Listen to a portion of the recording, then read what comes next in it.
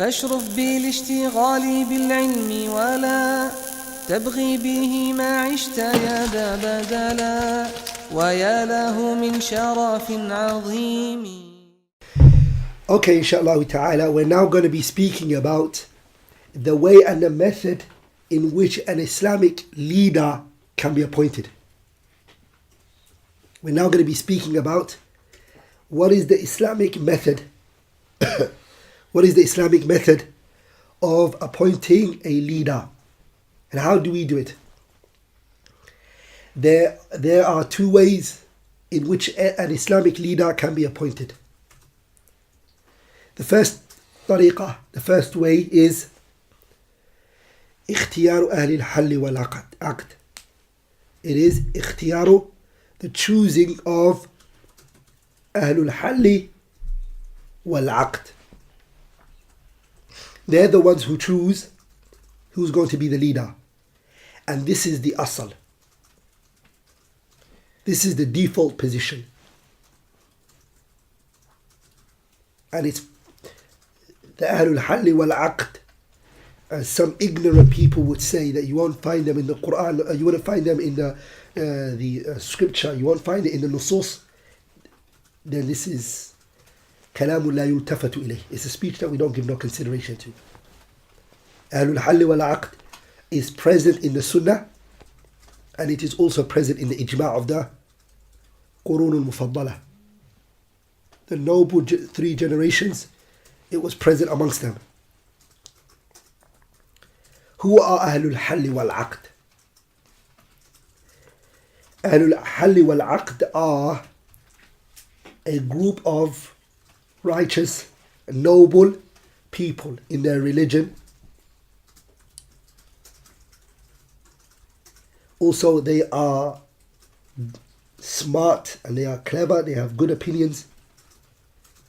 They are also people of at-tadbir. They are leaders. They know how to run things. And they also are wujaha. Wujaha al-nasi are, they represent people. They represent their community. They can be chief, tribe leaders, and etc. There are conditions that have to be found in the Ahlul Halli wal Aqd. The conditions that have to be found in them are 7 conditions, or else they are not Ahlul Halli wal Aqd. The first one is Al-Islam. They have to be Muslims. So a disbeliever cannot be from Ahlul Halli wal Aqd. As Allah said in the Quran, وَلَنْ يَجْعَلَ اللَّهِ, Allah is not one who's going to make لِلْكَافِرِينَ عَلَى الْمُؤْمِنِينَ سَبِيلًا. Allah does not make leadership of the disbeliever over the believers whatsoever. This is بإجماع العلماء. وَلَنْ يَجْعَلَ اللَّهُ لِلْكَافِرِينَ عَلَى الْمُؤْمِنِينَ سَبِيلًا. So that's why the scholars, they take from this verse that the girl's father, if he's a disbeliever, he's not there with her wali. He has no wilaya over her. He's not her guardian. So even if he can't be a leader for his own daughter, he can't be a guardian for his own daughter, how is he going to be a leader and responsible over the Muslims as a whole? And this is bi-ijma'. There's no khilaf amongst two ulama from the Sahabas and the Tabi'in and the Tabi'in. It's something they now want to open discussions on. The second is al-aql. He has to be sane. He has to be and when we say aql, it doesn't just mean sane. He has to be a very smart person. So he can't be an immature little person, a little immature young boy. Or he can't be a crazy person. Now, he can never come into the fold of Ahlul Halli wal Aqd. But if he's young and he's smart, he won't be pushed away because of his age. And Ibn Abbas was what? Ibn Abbas was in the inner circle of who? He was in the inner circle of Umar radiallahu anhu. condition, it's not age. No one brings age. Number 3 is الرجولة. He has to be a man. A woman is not allowed to be from أهل الحل والعقد. She's not. Allah said in the Quran, الرجال قوامون على النساء بما فضل الله بعضهم على بعض وبما أنفقوا من أموالهم. That the men are in charge of the women. So if a woman is part of أهل الحل والعقد, then that means her husband has to be, because he's in charge of her. Or if a woman is the leader of a country, her husband tells her what to do, so he's running the country. She's not. And the Prophet told us, alayhi salatu wasalam, he said, لَن يُفْلِحَ قَوْمٌ. A people will not find prosperity. وَلَّوْ أَمْرَهُمْ إِمْرَأَةٌ. A woman is running their affairs. Bukhari narrated this. What's the martaba? What is the level of Sahih Bukhari? Brothers, أصح كتاب بعد كتاب الله. It is the most authentic book after the book of Allah. Isn't that the case? Today you narrate this hadith, you're in trouble. You're in trouble. Your YouTube channel will be closed down. And you have a lot of problems. Nah. So the woman, she's not allowed to. She's not from Ahlul Hal wal Aqd. If she can't be from Ahlul Hal wal Aqd, can she lead the people? From Bab al-Awla. Election today, are women consulted? How can it be shura? How can it be shura? No one consulted the women. لا عمر ولا أبو بكر ولا عثمان ولا علي. No one consulted the immature ones. In this country, how old do you have to be in order to do elections? 18, right? Huh? Look at our 18-year-olds right now. What are they doing? Selling drugs on the streets. That guy goes and he puts the letter in the ballot. He votes and he puts his voice in. His voice is equal to the voice of Al-Allam, Al-Muhaddith, Al-Faqih, Al-Mufassir. They have the same voice. صح? The taxi driver, his voice is the same as Ibn Baz. Okay. When I say taxi driver, I don't mean taxi drivers because of his job. But I mean the one who doesn't know anything. He doesn't know his right hand from his left hand in the religion. His voice becomes the voice of the righteous, the scholars, the scholastic people, the people who are looking at the masalih and the mafasid and the benefits of the ummah.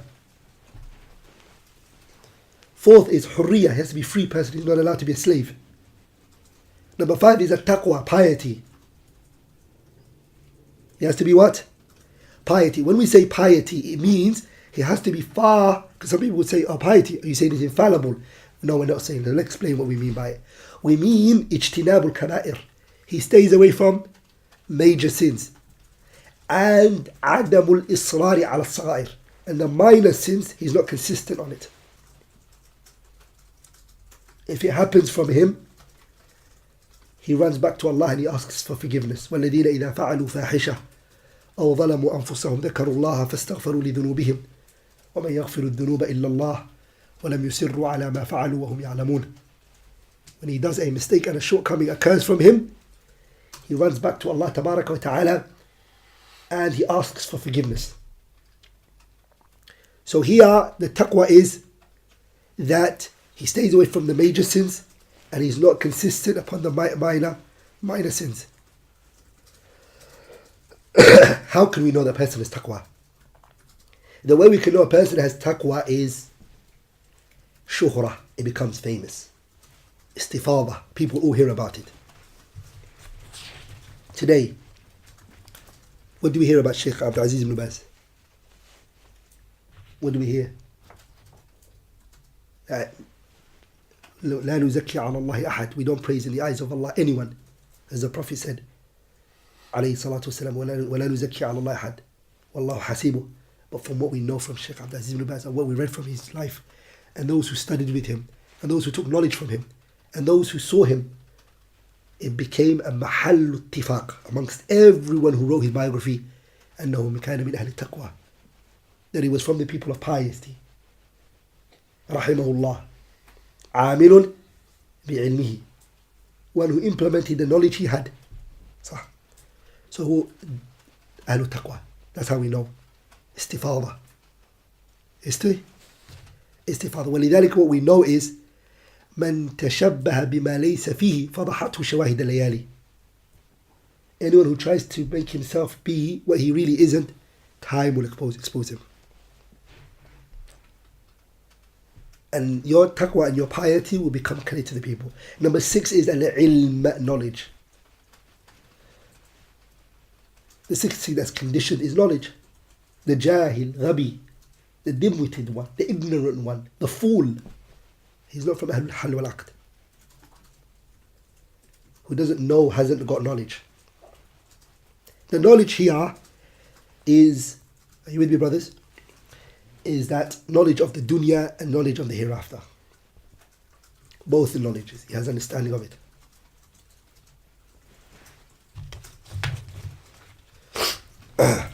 Number 7 is what? عدم الانتماء إلى أهل الأهواء. He has to not attribute himself to a deviated group. He can't be from Ahlul Bid'ah.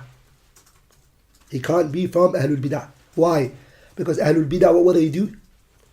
They will push the government and they will take the government towards what?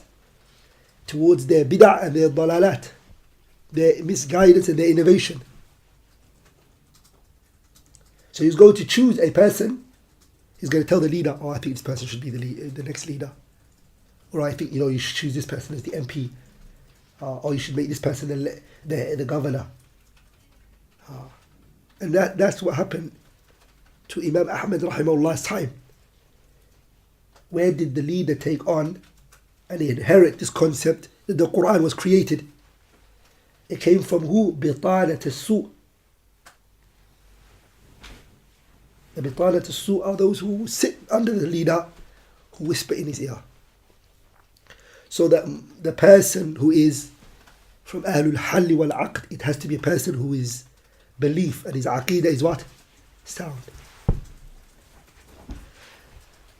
Last but not least is that al-bulugh. He has to reach age of puberty. أن يكون بالغا. He has to reach age of puberty. The question is, Ahlul Halli wal Aqd, are they an amount or can it be a very large number? Are you with me, brothers? What we say is أهل الحل والعقد لا يشترط فيهم عدد معين. An amount is not necessarily, it's not conditioned. We don't say 6, 5, 4, 3 or that. No. As long as they fall under these conditions. Are you with me? As long as they, and this is important, brothers. And this is going to help us with an argument and a shubha that is brought forward. For what? AbdulRahman ibn Auf, what he did. That he went to the people of Medina and knocked their doors. We believe he went to the Ahlul Hal wal Aqd, the people who fell under these conditions, if we take those narrations. And when we respond to it, we'll explain it properly. But you have to remember this. A number is not restricted to a number. As long as they fall under these conditions. What is the job of Ahlul Hal wal Aqd? What's their job? What are they meant to do? They have 2 things which they have to do. The first one is, if more than one person comes forward, more than one person, come forward is the incorrect term that I used. It was a slip of the tongue. Because no one is allowed to bring himself forward for leadership in our religion. Abu Dharr, billahi alaykum, a noble companion, Abu Dharr al-Ghifari, right? You know him, right? Abu Dharr said to the Prophet, أَلَا تَسْتَعْبِلُونِي? Are you not going to use me? Are you not going to place me in charge of something? The Prophet looked at him and said, Ya Abu Dharr, إِنَّكَ رَجُلٌ ضَعِيفٌ. You're a weak man. And this issue is responsibility. وَإِنَّا حَسْرَةٌ وَنَدَامَةٌ. Comes with it is regret. Noble companion is being said. And the scholars, they said that this is not a criticism against Abu Dharr. What it means is that some people are weak in the sense where they can't really judge between 2 people. Because the person who just killed the person just cries and you start crying with him. When you're a judge, the crying shouldn't get in the way of the facts that are in front of you. Are you with me? The crying shouldn't get in the way of the facts. You look at what's there. and what should be done, right? So Abu Dharr was a very soft person. Anyone who came to him, he would just give them money. And this is money that has to be done with the system and the government.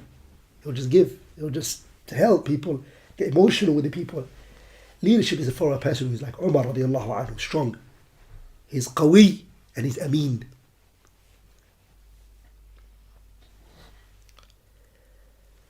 So the job of the Ahlul Hal wal Aqd is that if more than one person is befitting, amongst themselves they discuss. They say, so and so, what do you guys think? Everyone goes, yeah, you know what, Allah subhanAllah, he's a person we all had in mind.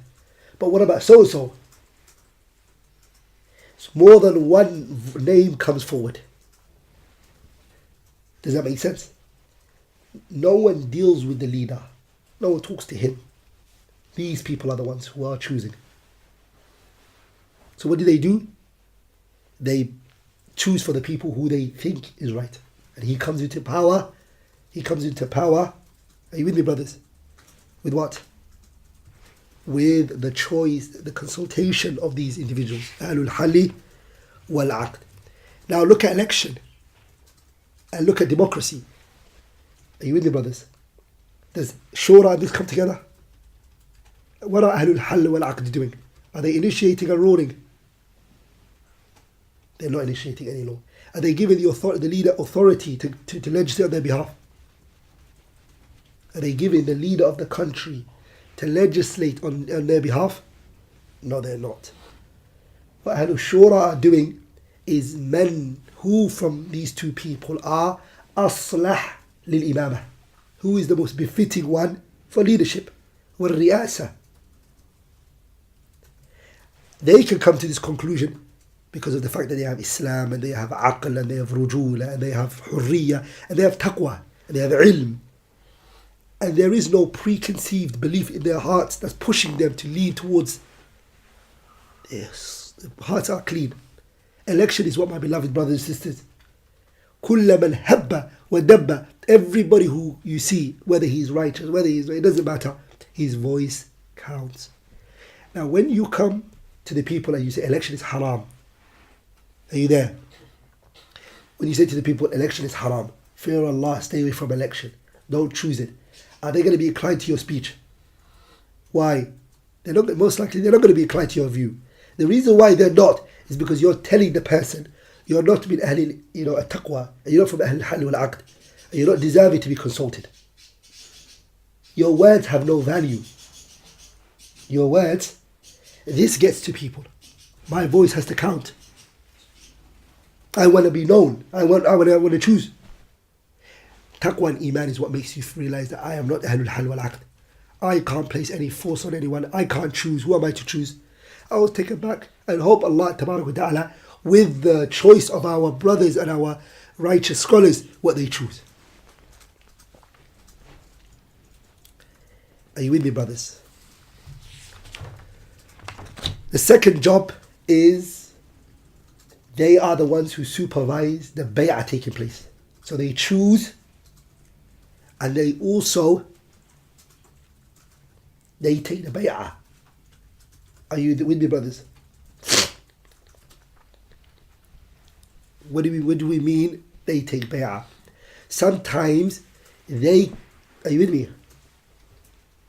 They take the bay'ah and the people don't have to. Hal wal Aqd already did it. No one else has to. Everyone just has to submit. Not every single person has to go to the leader and say, أُبَايِعُكَ عَلَى السَّمْعِ وَالطَّاعَةِ فِي مَنْشَطِنَا وَمَكْرَهِنَا وَيُسْرِنَا وَعُسْرِنَا وَأَثَرَةٌ عَلَيْنَا. No, not everyone has to do that.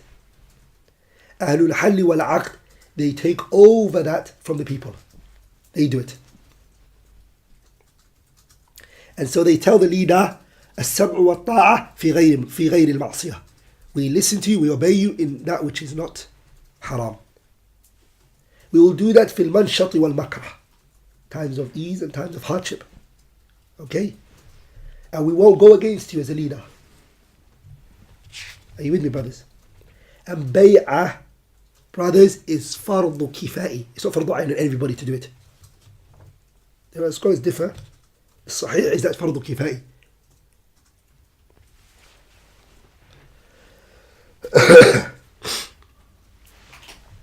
The second way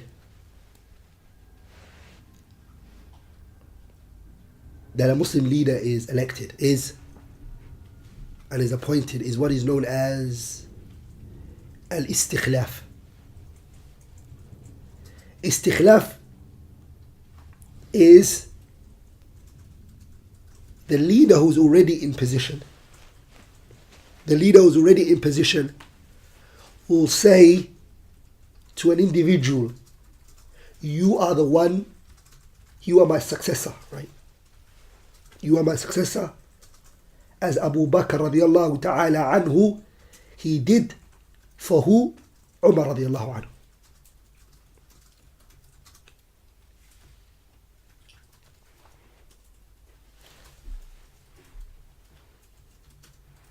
And there are conditions that the scholars stipulate. There are conditions that the scholars stipulate for the istikhlaf to be sahih and to be correct.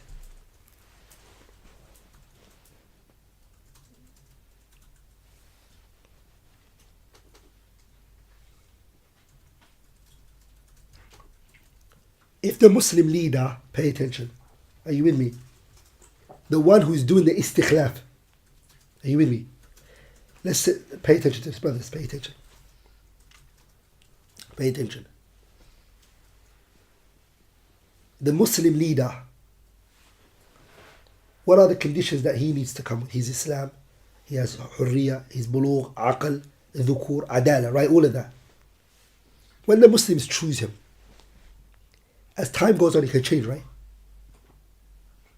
If he changes and he loses the factors that he was chosen for, are you there? Brothers, pay attention. And then he does istikhlaf, it won't be accepted from him. Are you with me? The istikhlaf is taken on board if the conditions are still present in him. That's the first condition.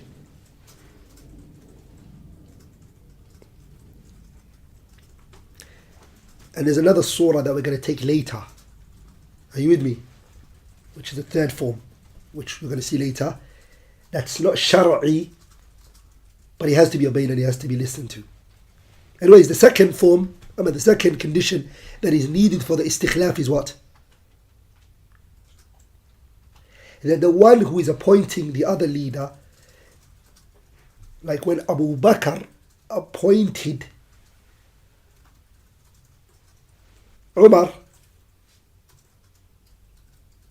has to accept it. If he rejects it and says, I'm not going to do it, then there's no istikhlaf. Nothing worked.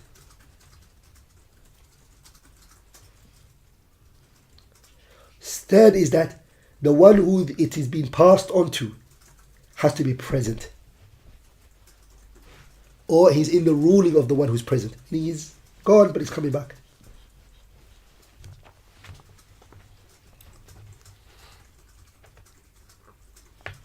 The fourth condition is that when he's passing it on to him, the leader has to be alive. The leader has to be alive who's passing it on and appointing. Are you there? He can't have written it on a letter or something like that. So he does it all while he's alive. And Abu Bakr did that while he was on his deathbed.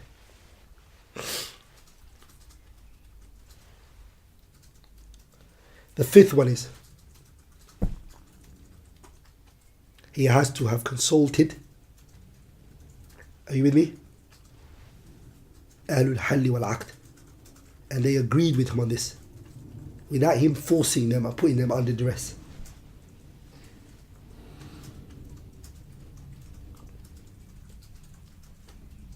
Last but not least, are you with me? The person who he is appointing, the one who he is appointing has to be not from his descendant. It can't be from his parents and up, and it can't be from his children and down. It can't be a kingdom. It can't be a monarchy. Nah. And there are two reasons why it can't be. The first one is we follow the path of the Khulafa al-Rashidin, al-Mahdiyyin. We were told to what? عضوا عليها بالنواجد. Hold on to it with your molar teeth. The Khulafa al-Rashidin didn't do that. The four guidely Khulafa, they didn't do monarch, they didn't pass it over to their children.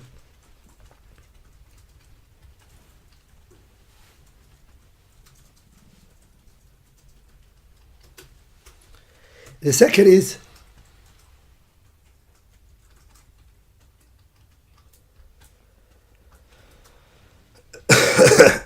it goes against our Messenger sallallahu alaihi wasallam's methodology. What do we mean by the Prophet's methodology and the Prophet's way? The Prophet alayhi wasallam, who was the best companion in his eyes? Abu Bakr radiallahu ta'ala anhu. And who was present? Ali was there, his own cousin. His own daughter was alive, Fatima radiallahu ta'ala anha. And the Prophet sallallahu alayhi wasallam, at that level of virtue and everything, he didn't make it something that's inherited. Because you're from my family, you have to have this. La. But what I do need to mention is that if this happens, that the leader does appoint somebody after that, and he passes it over to his child, and it does happen to that does happen, there is no right for any individual to refuse to give bay'ah. And that's exactly what happened in the Umayyad and the Abbasi dynasty, right? We have to listen and we have to obey. The other point that needs to be, and is a very important point, which is, which of the two paths is better? The istikhlaf or the ikhtiyar ahli al-hal wal-aqd? The first path and the second one, which of the two is better? والراجح, the strongest, is that ikhtiyar ahli al-hal wal-aqd is the best. The choosing of ahlul hal wal-aqd is better.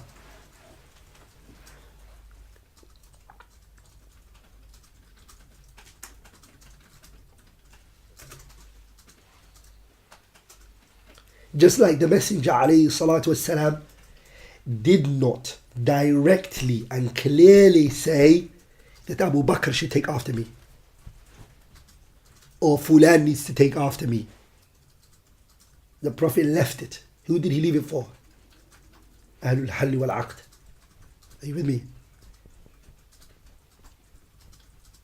Are you with me, brothers?